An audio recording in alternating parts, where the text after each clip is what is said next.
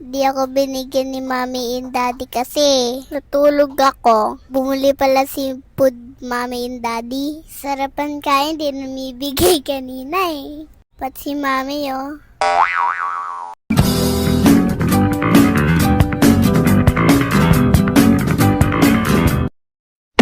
Hi guys, pupunta pala ako sa school ha. Hatid ako ni Daddy pala eh. Muulan pala eh. Buti may umbrella ako. Umuwi na pala kami ni Daddy. Ang traffic para... Hindi ko naman